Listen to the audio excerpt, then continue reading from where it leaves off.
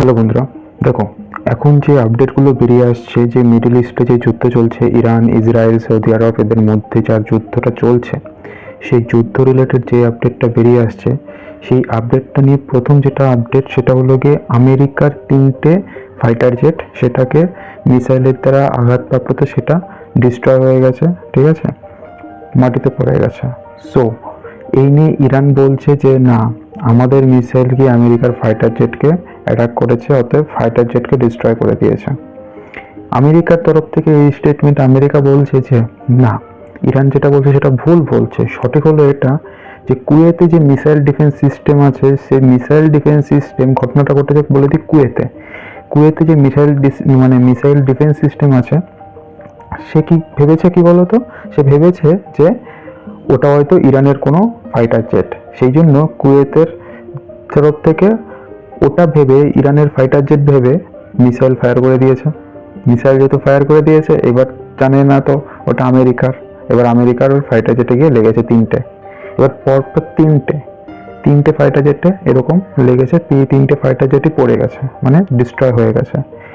এইবার এখানে দুটো কোশ্চেন মার্ক, ক্লিয়ারিটি পুরোপুরি কেউ কোনটা সত্য তোমরা বুঝতে পারবে না, কারণ এখানে ইরান বলছে যে ইরান মেরেছে, কারণ ইরানও এখন কিন্তু অনেক ফেক নিউজ ছড়াচ্ছে।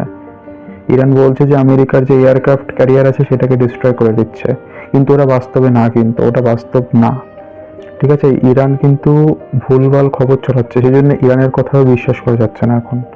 এবার আমেরিকা যেটা বলছে সেটা সত্য কি সত্য না সেটাও বিশ্বাস করা যাচ্ছে না। অতএব এটা হলো কি খবর যে 3টে ফাইটার জেট আমেরিকা সেটা পড়েছে মিসাইলের আঘাতেই। এবার কোন মিসাইল সেটা নিয়ে ডাউট আছে, এটা প্রথম খবর। দ্বিতীয় খবর যেটা সেটা হলো গিয়ে আমেরিকা মিডল ইস্টে যে সমস্ত ইউএসএর নাগরিক আছে তাদেরকে বলছে তোমরা যত তাড়াতাড়ি সম্ভব পারো ইসরায়েল, মিডল ইস্ট সহকারে মিডল ইস্টের দেশগুলো থেকে বেরিয়ে যাও, কারণ ওখানে সিচুয়েশন আগত দিনগুলোতে আরও বেশি খারাপ হবে। সো সেই কারণে তোমরা যত তাড়াতাড়ি পারবে ওখান থেকে বেরিয়ে যাও। এটা কে বলছে? এটা আমেরিকার দ্বারা বলা হচ্ছে এটুকু। সে দেখো এই যে এই যুদ্ধের কারণে ওই যে মিডল ইস্টের যে দেশগুলো আছে সৌদি আরবিয়া, তারপরে হলো কাতার, বাহরেইন, কুয়েত, এই দেশগুলোর এয়ারপোর্ট বন্ধ আছে। এয়ারপোর্টের থেকে প্লেন সচরাচর উঠছে না, ঠিক আছে, কোনো কোনো এয়ারপোর্টে অ্যাটাক হচ্ছে। সো এইবার কিছু কিছু যখন প্লেন অনেক দিন পরে যখন উঠছে তখন প্রচণ্ড পরিমাণে জাম, ভিড় হচ্ছে, সবাই চেষ্টা করছে তার নিজের দেশে ফিরে যেতে আর কি, বুঝতে পারলে তো। এই নিয়ে ওখানে সমস্যা ক্রিয়েট হচ্ছে এয়ারপোর্টে। প্রথম কথা এয়ারপোর্টেতে অ্যাটাক করছে ইরান, দ্বিতীয় কথা হলো কি এয়ারপোর্টে প্রচণ্ড ভিড়, এরোপ্লেন সব ফ্লাইট ক্যান্সেল হয়ে যাচ্ছে, এরকম ফ্যাসাদে পড়ে আছে সবাই। আরেকটা যে আপডেটটা এখন বেরিয়ে আসছে সেটা হলো গিয়ে রিসেন্টলি পাকিস্তান আফগানিস্তানের যে বাগরাম এয়ারবেস আছে সেই বাগরাম এয়ারবেসে অ্যাটাক করেছে। কে অ্যাটাক করেছে? পাকিস্তান মিসাইল মেরে সেটাকে ডিস্ট্রয় করে পুরো এয়ারবেস। তো বাগরাম এয়ারবেস তো অনেক বড়, মোটামুটি সেখানে মিসাইল মেরেছে পাকিস্তান, ঠিক আছে। এটা হলো কি রিসেন্ট আপডেট।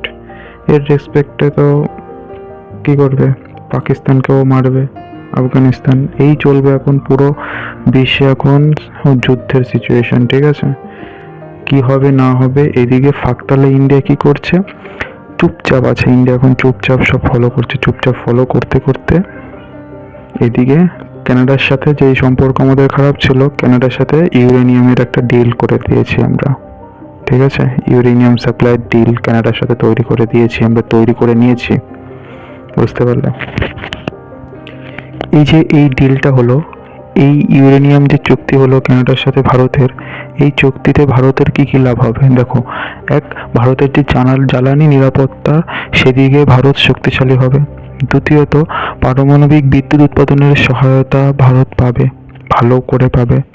তারপরে আন্তর্জাতিক যে কূটনীতি আছে সেদিকে সম্পর্কে আমরা অনেকটা এগিয়ে যাব, অনেকটা উন্নতি লাভ করব।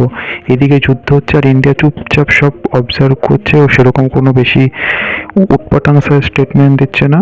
এদিকে আমরা অন্যান্য যে দেশগুলো আছে তার সাথে চুক্তিটা করে সিকিউর করছি, মোটামুটি আমাদের ইকোনমিটাকে গ্রো করার দিকে এগোচ্ছি, ঠিক আছে।